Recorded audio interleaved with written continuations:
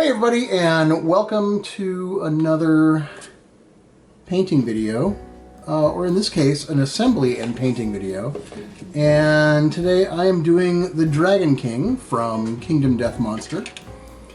And I'm just going to jump right in, but first let me say that I'm going to try and do this from beginning to end, that is, from assembly to final touches. We'll see how that goes. But I don't do a lot of assembly videos because I always sort of go with the assumption that, you know, people kind of already know how to do that. But I really shouldn't make that assumption because, you know, some people who are watching these videos are new to this and so may not be wholly familiar with what a standard assembly procedure might look like. And you might not mind getting a look at how I approach this stuff. So I'm just going to go, and you're going to be able to see it all, maybe. We'll see. And I'm probably going to skip through some of this a little bit fast, like it'll be here, but if I don't have anything to say, I'm probably just going to speed up the video a bit so that you don't have to sit through every bit of clipping. Speaking of clipping, I am using these Juron side cutters. I can't remember what the model number is. Let me see what it says. It does not. Anyway, these are really good. I've really come to love these things. It's getting to the point now where I might want to actually get another set of them because I keep doing things with them that I shouldn't, like cutting wire. So these should be specifically just for your plastic models. And you want to use these primarily because you don't want to be just breaking the pieces off of the sprue.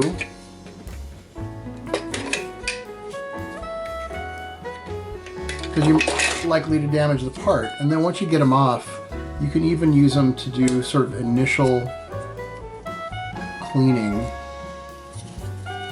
of the leftover sprue bits. Let's see if we can zoom in just a little bit more. There we go.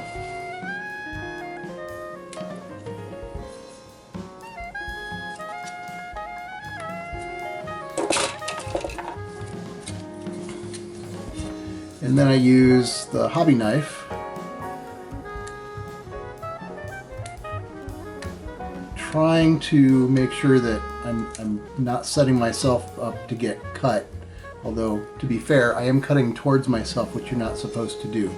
But I find I have the most control with the knife this way. I just try to keep my thumb out of the line of fire and try to be very careful when I'm applying pressure. Alright, I think that's got everything. We'll do the other half.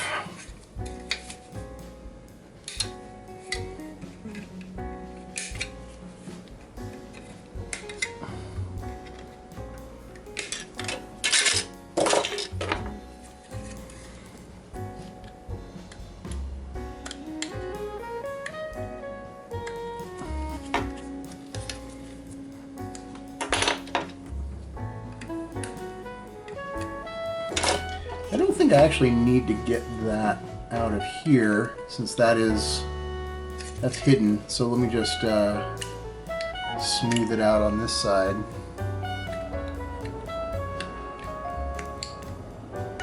There we go. That should be enough.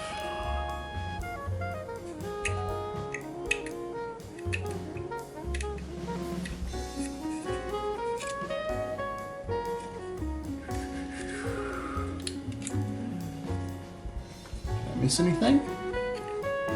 Nope, I think I'm good. Okay, so I'm just going to go straight to putting these two pieces together. But before I do that, I want to test fit them. See if there's, well, first is you want to see where the connection points are. And I missed a bit of sprue there.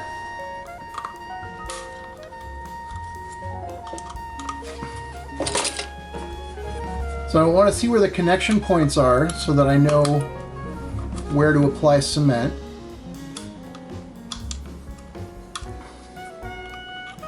And just to make sure that there's, you know, nothing to worry about in terms of the fit. But this all seems like it's going to go together pretty well. Alright, so what I'm going to do is I like to use this Model Master liquid cement. I love the little application needle. And the best way to do this is to do a very thin bead of glue along the edge.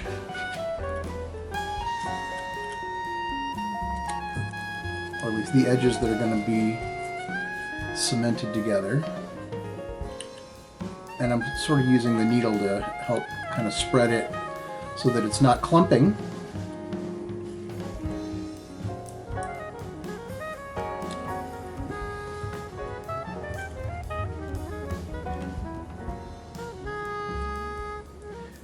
Just so you know, my arms are at kind of an awkward angle right now, so I'm not getting the kind of precision that I might normally get doing this. Alright, so I got that side. Now I'm going to do the other side. You kind of want to do this a little quickly. You actually do want the glue to set some, but you don't want it to dry out before you get a chance to assemble the two pieces.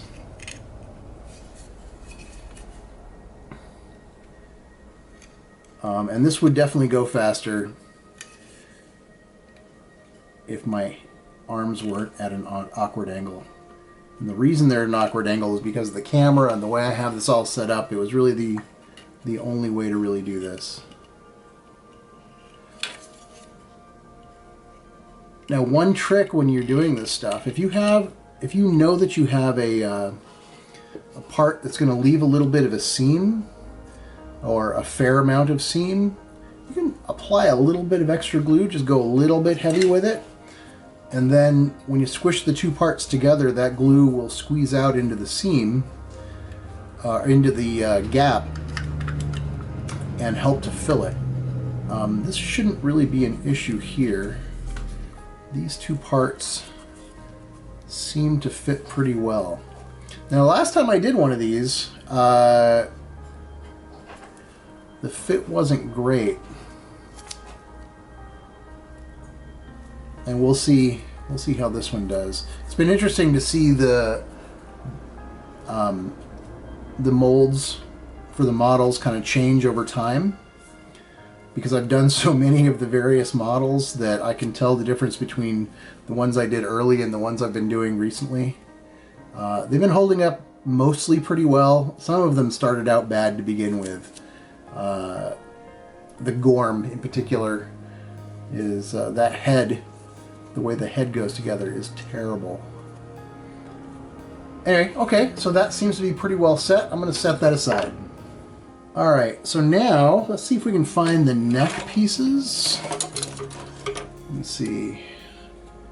I think that, by the way, if you're looking for any help on assembling the models, you essentially have two resources, and the first is the official build guide on the Kingdom Death Monster site. It has instructions for essentially all of the basic pieces that come with the core set, but nothing beyond that, at least at the moment.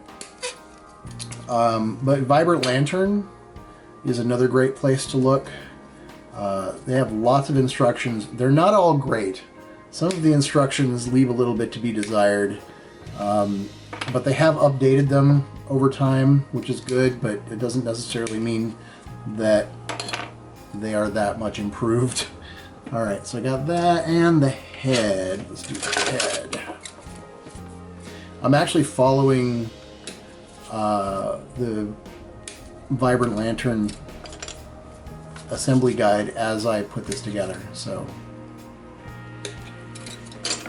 oh, and if you're curious about what I'm working on here, this is just a wooden box that I made for my wife to be a form for making soap some years ago.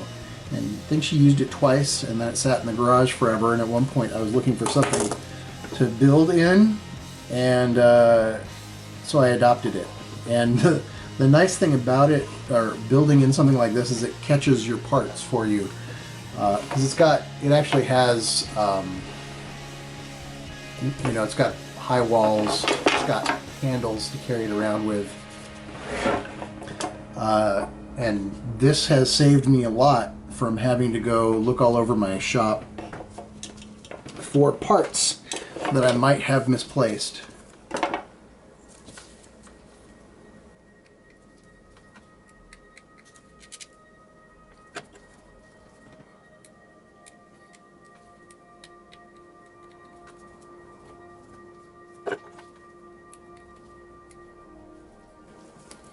The other thing you can look for as you're doing this is the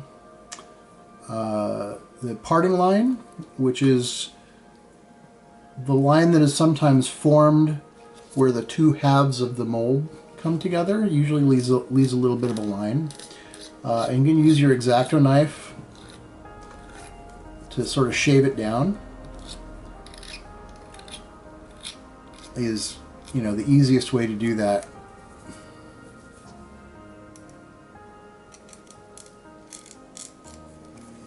Sometimes that parting line will be rather rough, and you might need to spend a little more time on it with either sandpaper or a file. But if you're lucky and it's not bad, then an X-Acto knife is pretty much all you need.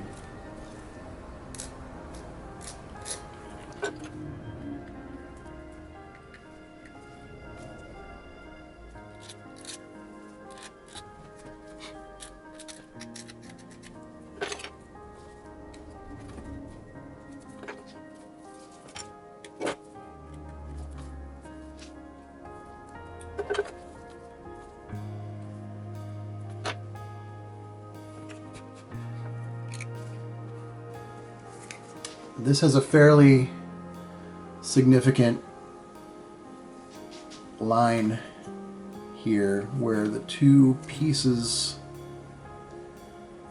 don't really meet up at the top, and it's regular and significant enough that it almost looks like it's meant to be there. And I'll have to...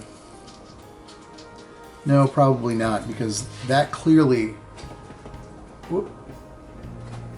That line clearly doesn't need to be there, and it's just as bad as the one on this side.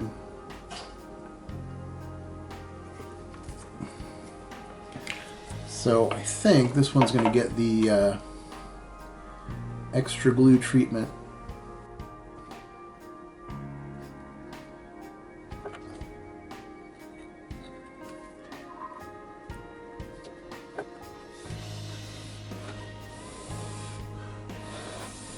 Sometimes I just blow on the pieces to get the glue to kind of just set a bit.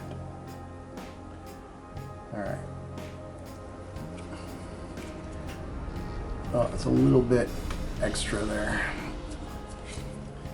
I'm just going to wipe off that with my glove. One of the reasons to wear the gloves.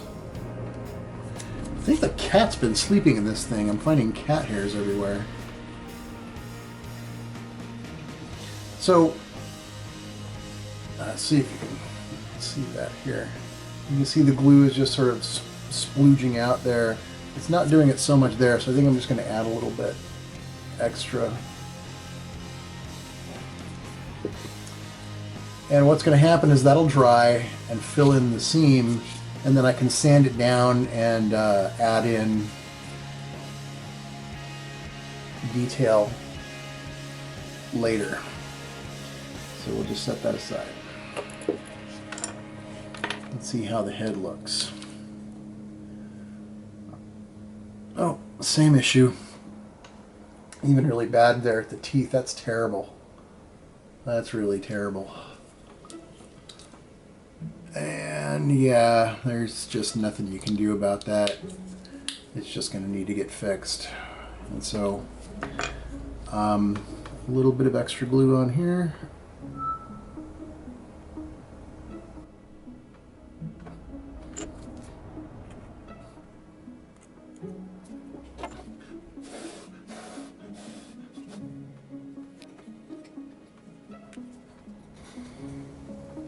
Oh, that's actually going to help a lot.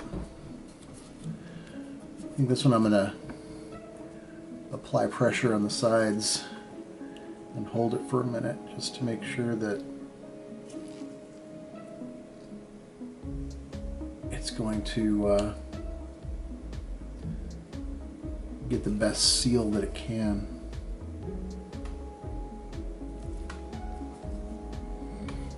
There. That's actually a lot better.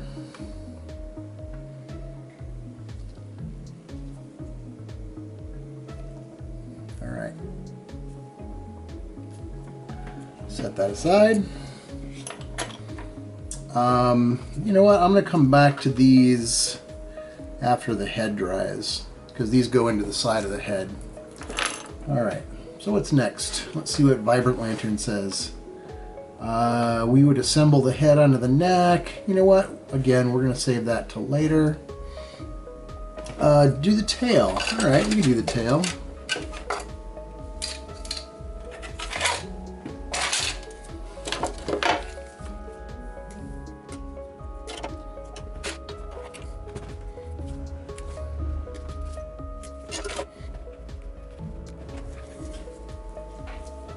This has actually got, wow, this is weird.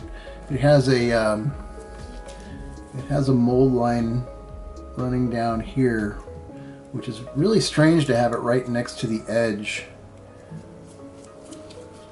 of, you know, the sort of assembly point. I would have expected to see it along here, as if the two molds went together this way. But I guess not. That's maybe one later.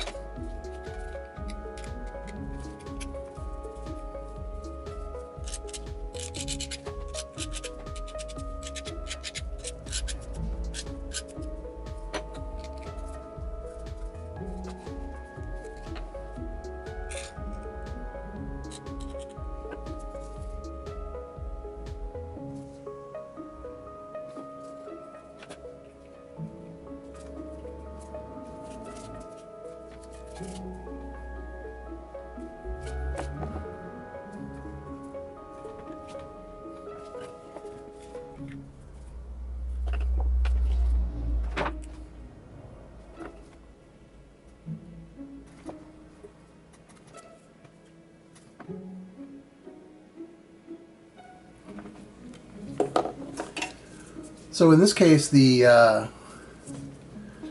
guide here looks like it's kind of getting in the way. It won't let it fully seat, so I'm going to shave it down a little bit, essentially just creating a taper that will hopefully allow it to get all the way down to the bottom.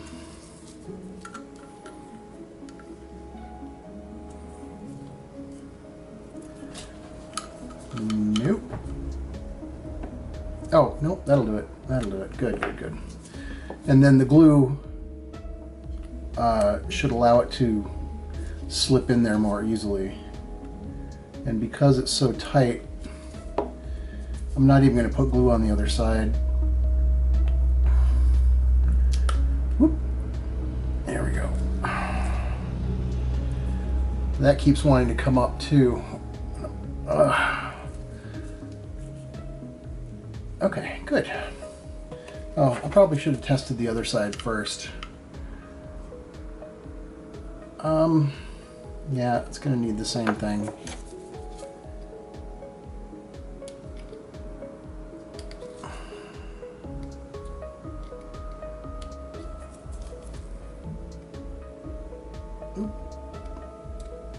Don't cut the horn. There we go. Okay.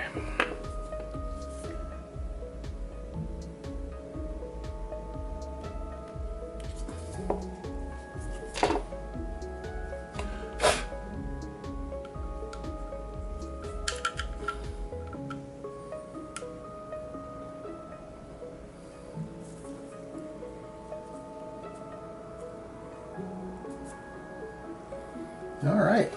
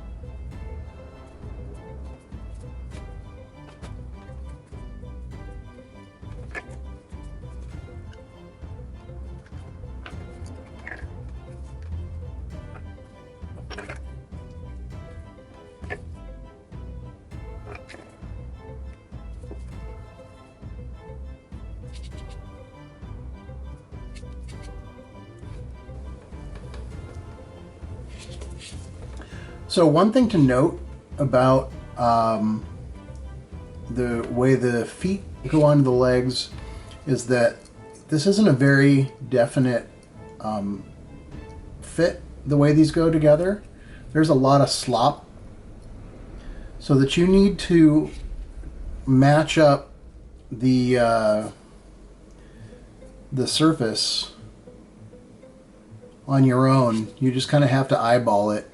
And I would be more concerned about how it looks on the outside than how it looks on the inside, because once this is on the dragon, you're not really going to see the inside of the leg, but you will see the outside of the leg.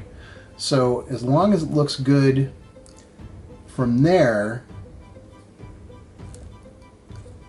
then you're fine, and you won't have to do too much work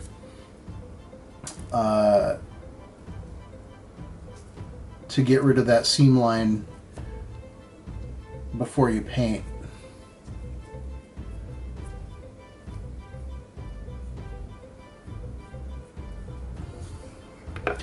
Both legs have this problem. And I think this one's a little worse. So there's going to be a lot of work to do here to blend this out and make it look nice.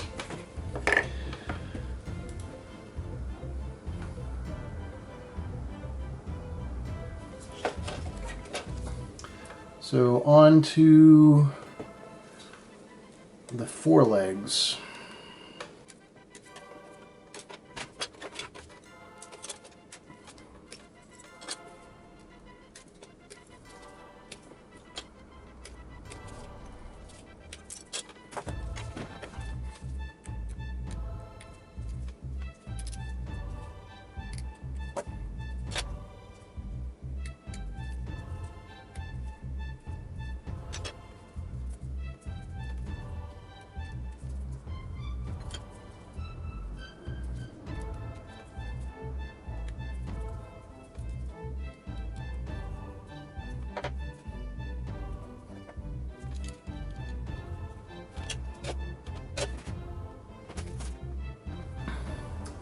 Just a little tip here, don't forget about the thumb.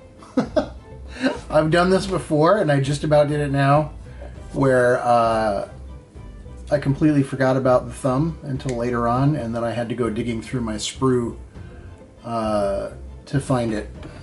So there it is, don't do that.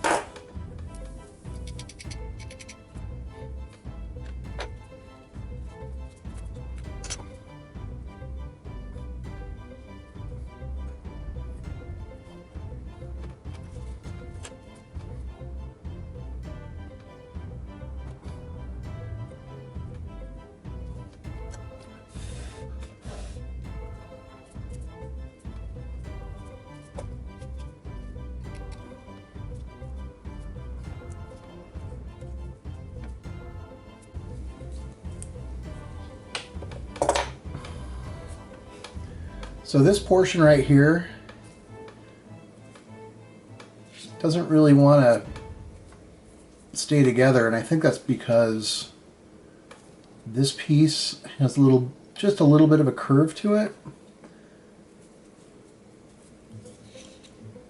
So I'm having to hold it. What I would normally do here is grab a clamp and just clamp those two pieces together, but since I don't have one handy, I'm just going to hold it in place for a little bit. But that's okay, I'm going to skip ahead so you don't have to watch that.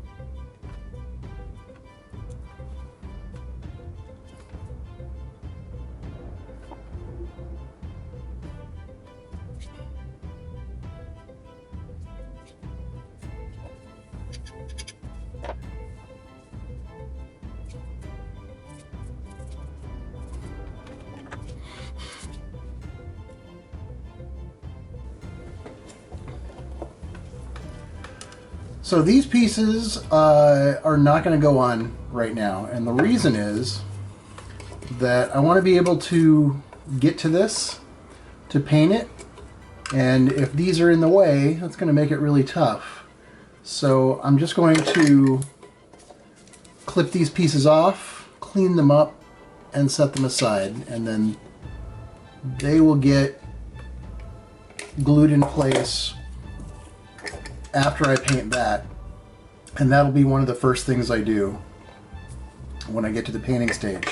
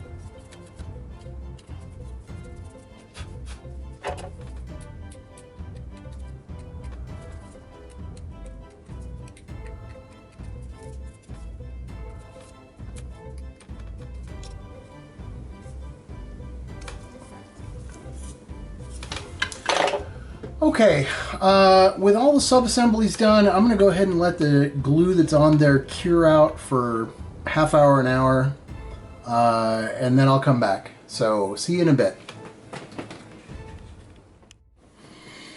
Okay, so before we get started on final assembly, this is actually a really good time to do some cleanup work on the joins where the parts go together.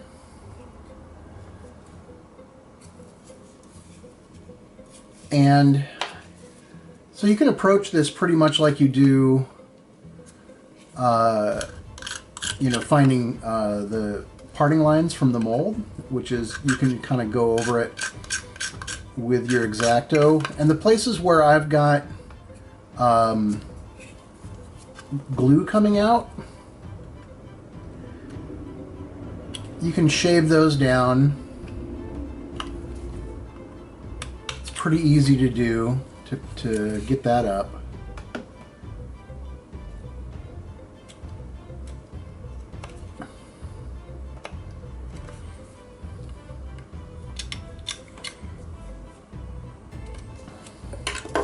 And in other places, you might actually, well, and even on this one, you might want to use some sandpaper. This is 220 grit, which is pretty much the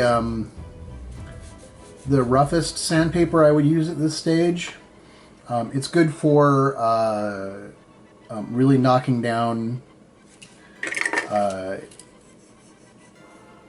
any issues that you might have, but then you might want to move to a 320 to do more final sanding. This piece in particular has been around for a while. It's actually, this is a 3M product, and it's on a like a stretchy plastic backing instead of paper. So this stuff lasts a really long time, and so it's no longer really 220 anymore. This is probably closer to a 320 as it is. And I also like to roll it up and make almost like a little sanding stick out of it.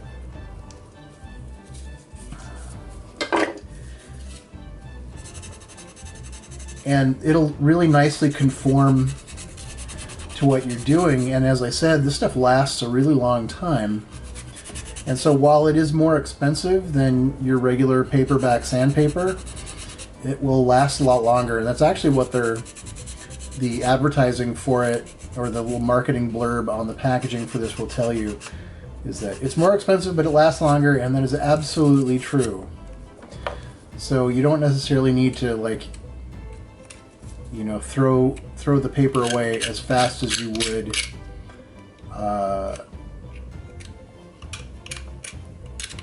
with the normal sandpaper.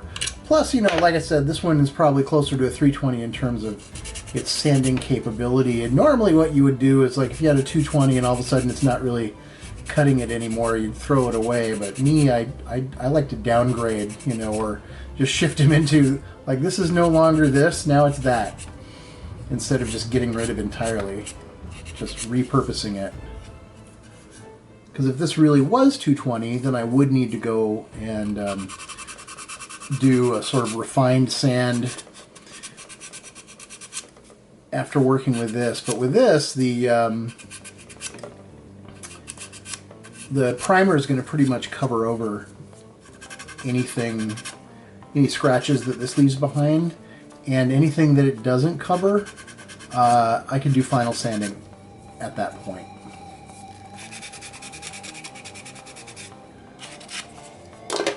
So at this point, I'm just going to go ahead and do the rest of this. There's really not much else to see. If I spot anything interesting or particularly difficult, I will come back and let you know.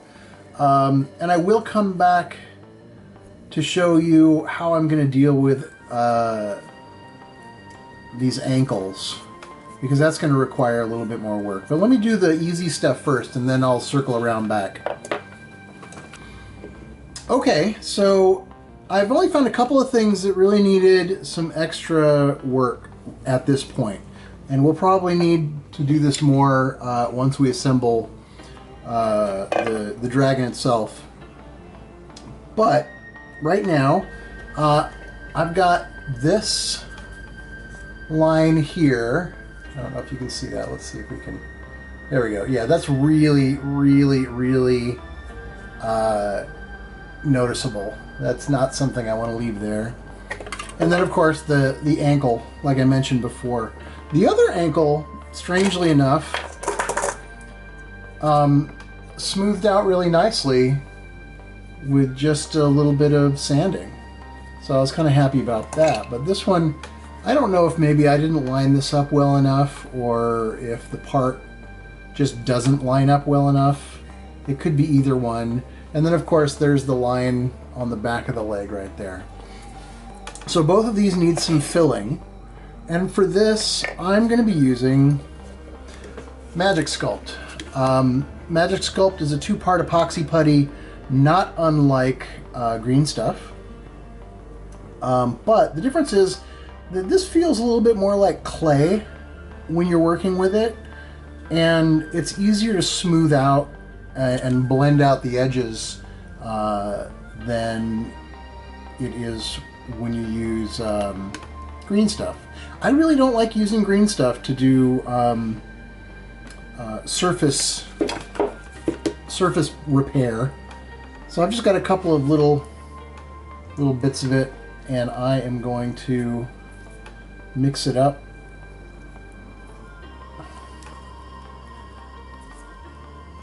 And get it ready to go. Magic Sculpt is, you know, if you've never tried it before, you can get it in smaller containers than this, but I like it so much that I buy it in bulk. And, you know, this is going to last me quite a long time. I find it really good for sculpting groundwork. Of course, that's most of anything, you know, sculpting wise that I do is primarily that. All right, so I'm just going to break off a little bit of it. I'm going to make a little noodle of putty. And I just realized I don't have my regular putty working tools, so I'll just have to make do with whatever I have handy, like my X-Acto knife and my tweezers. Don't think I need all of this. No, maybe I do, actually. In fact, let's see if we can make it bigger.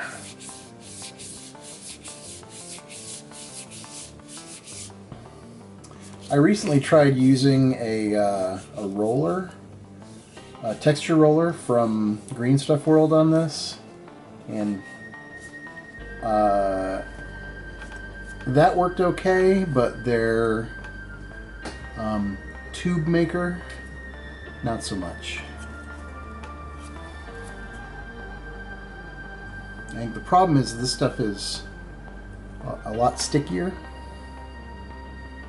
than green stuff. All right. Yeah, there's probably more there than I need, and I really am going to need a tool for this. But we can get it started.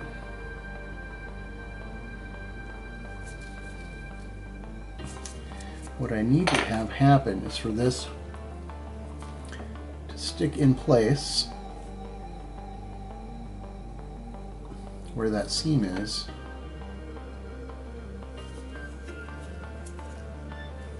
So that I can then work it in better and then blend it out.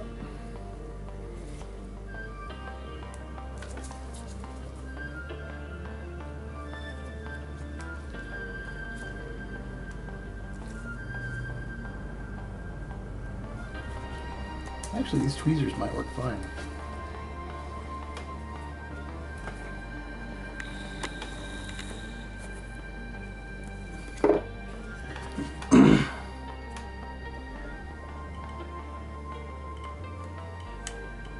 So I just wet the tweezers a little bit.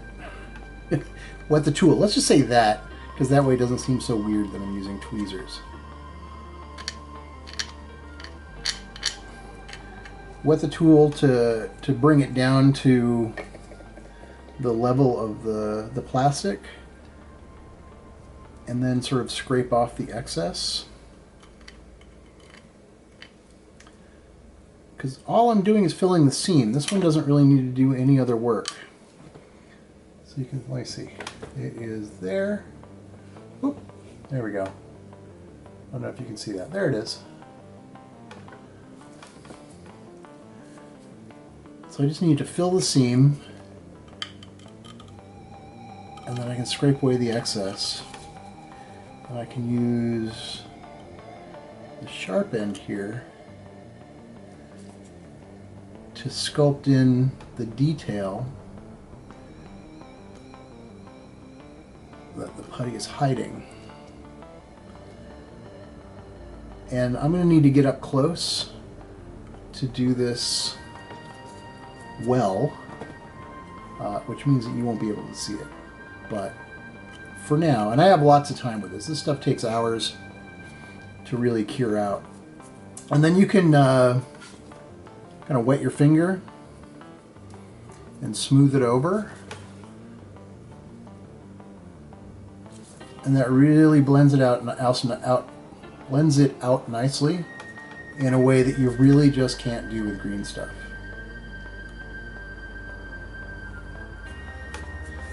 So yeah, I'm going to set this down, and I'm going to come back to it off camera. Oh, this has got that there too. So I'm essentially going to hit this in a similar way. I need a smaller bit though.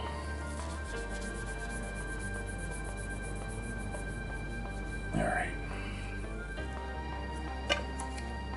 So we'll set this up on the back of the leg. I don't know why that, I don't remember that ever being a problem.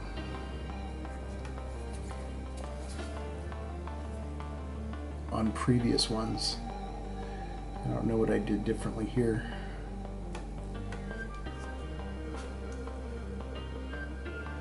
Oh, get down there. There we go. Just mush it down into that seam.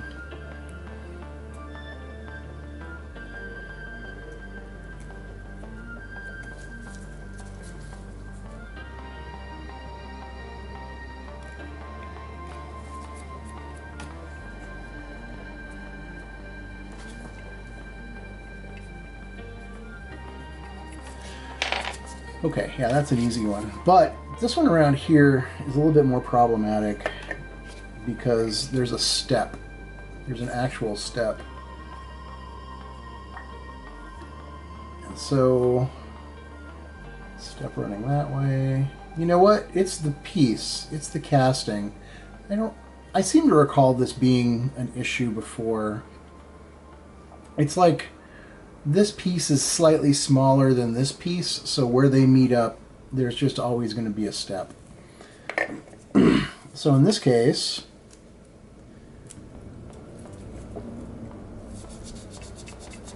I'm going to essentially have to put a bead of putty all the way around it.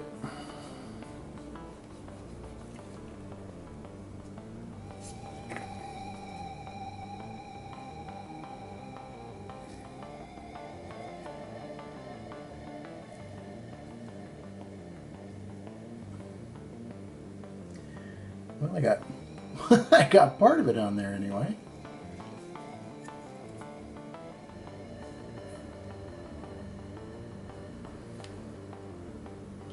It keeps breaking.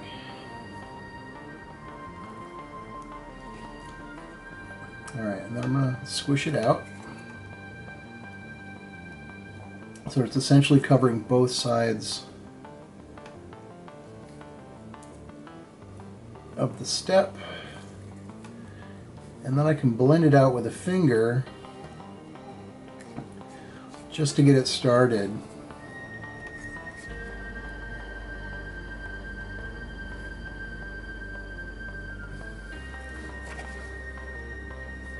But then I am going to need to use a tool to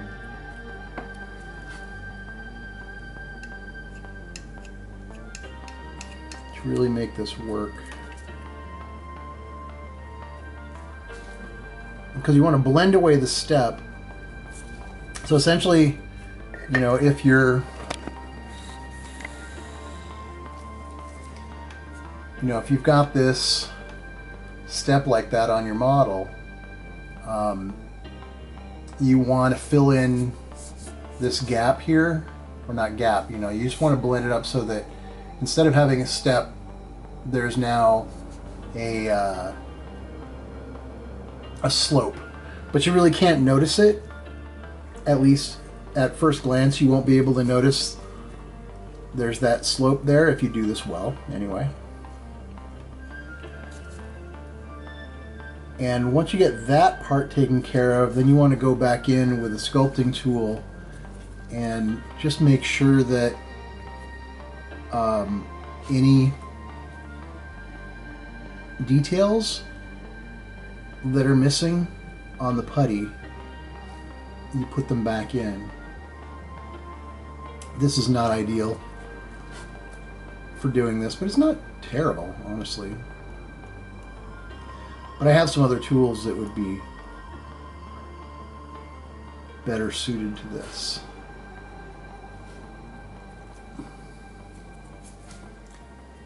And then your goal is just to make that as hard to see as possible. Some parts of the step are worse than others, so some of this you can just sort of blend most of it out with your finger and you're just kind of done. But the parts where that step is pretty severe, that's when you need to work it with a tool. Actually, this doesn't look too bad. There's this little muscle or whatever it is going on right here that I need to bring back in. It's actually surprisingly satisfying to do this kind of fix. I think it is anyway.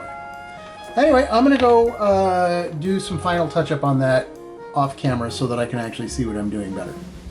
And then when I come back, we'll do final assembly. Okay, I'm really happy with my preliminary cleanup there. It's going to make it so much easier when I get the rest of it together to not have to do those areas when I am doing the final areas. One funny thing I was reminded of as I was looking at these pieces, so that there's obviously something that goes there, right? And you probably already know it's the wings. The wings go at the end of the hands, which is kind of a weird place for wings to me. But And so weird, in fact, that I don't know if it was the last one of these that I did, or maybe 2 dragons ago. I was quickly assembling the whole thing, and I got to this, and I was like, okay, where are the fingers? And I looked all over, and I probably spent 20 minutes looking for fingers, because I wasn't working off of anything. I had done a couple of these already, so I was like, yeah, I know how to put this together. And I looking for fingers, couldn't find fingers, and was really frustrated until I realized that, oh yeah, that's where the wings go. So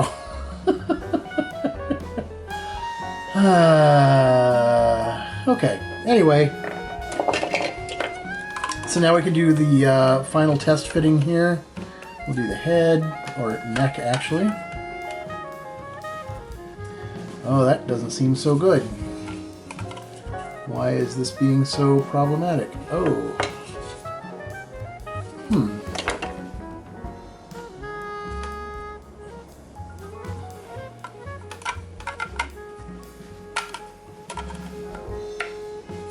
Oh, okay. No, that's... Well, yeah, that's not too bad. Alright, let's just make that... Let's make that happen.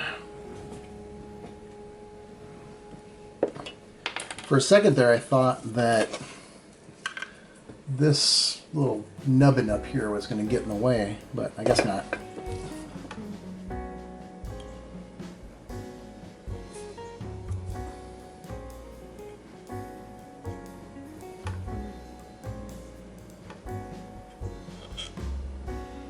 For me, when doing this kind of gluing, it's just important, even if you're not over gluing, you want to make sure that the glue comes up all the way to the edge,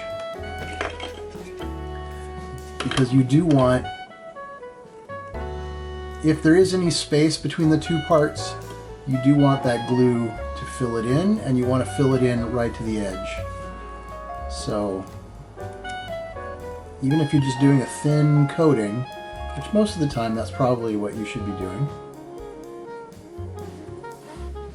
you want to make sure it's all the way to the edge.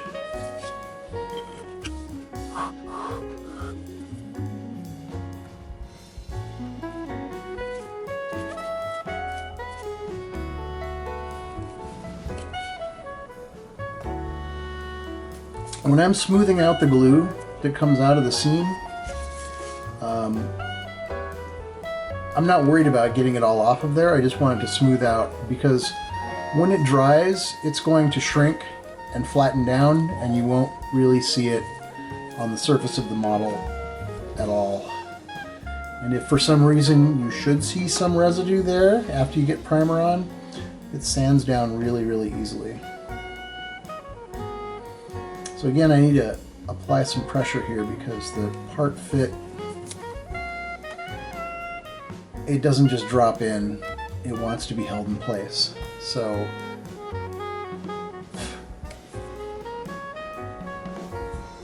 I need to make sure that it gets some pressure until it holds on its own.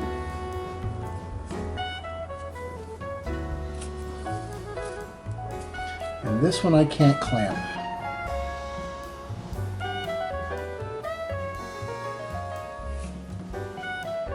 Yeah, that took a little bit of effort, and I could tell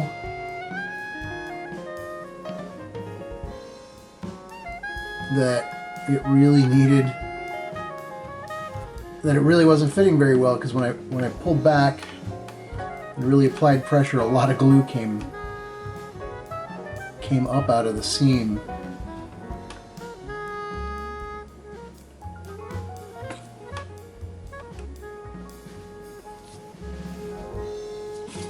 All right.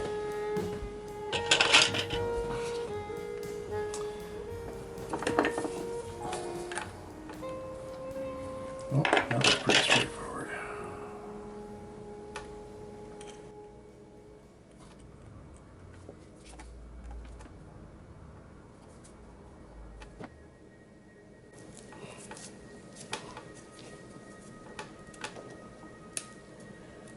Come on. There we go. Oh, that's a weird join.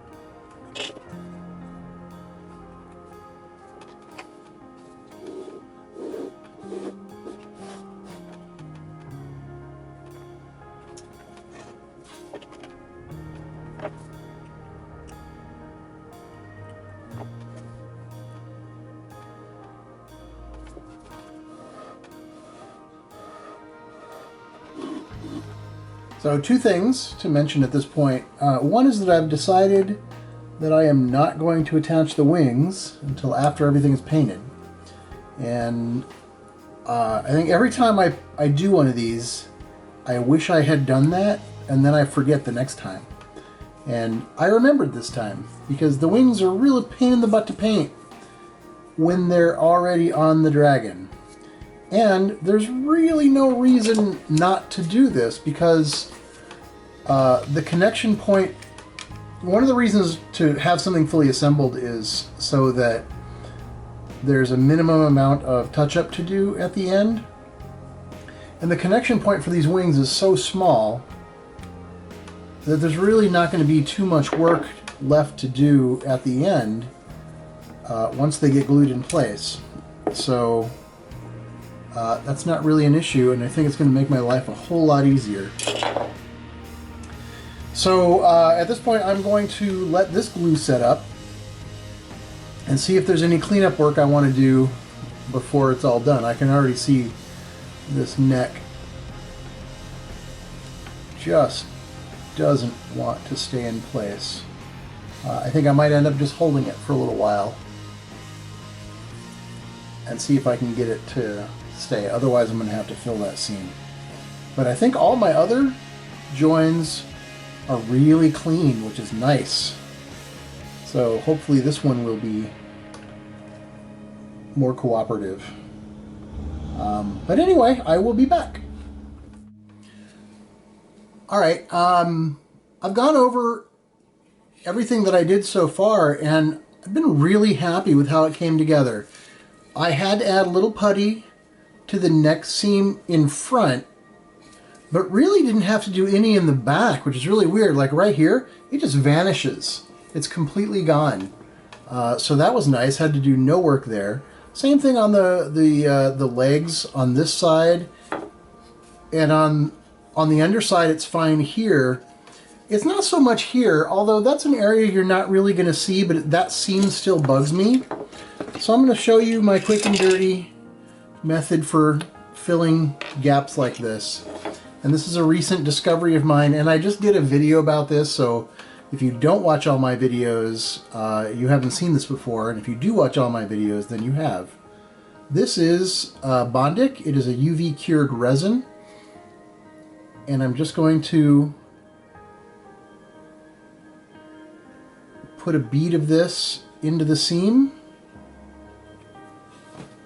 and sort of get a look at that, make sure that it's filling that seam, and then I'm going to fire up the little UV light that comes with it, and just make sure that it's gotten at least, like, you know, 5 seconds across the whole thing, and that's it. Done. That's filled.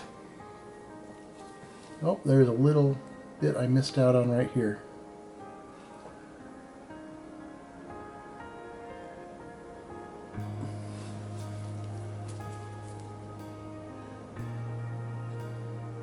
Yeah, so what I like about this is that it's a quick and dirty way to fill seams. It takes no time at all. It does a great job. This is all cured out now, so I don't have to worry about that anymore. When I prime over that, it'll be just fine. This was, the Bondic is the stuff that I bought first, but it's also the more expensive way to go. You can get, so this was, I think this, with an extra tube of the resin, was like 22 bucks. This, which is like 10 times the resin, was something like 5 bucks. And this is just some stuff that you can get from China, as you can see. That's all in Chinese. But you just buy this and your own UV flashlight and you're all set to go. I gotta say, the one thing I do like about this is that it has this needle applicator. I'm a big fan of needle applicators. Whereas this is just, you know, your standard squeeze bottle. So not quite as fine to control. What I'm planning to do is, when I run out of this, I'm going to fill this back up with resin from this bottle so I can continue using the needle applicator.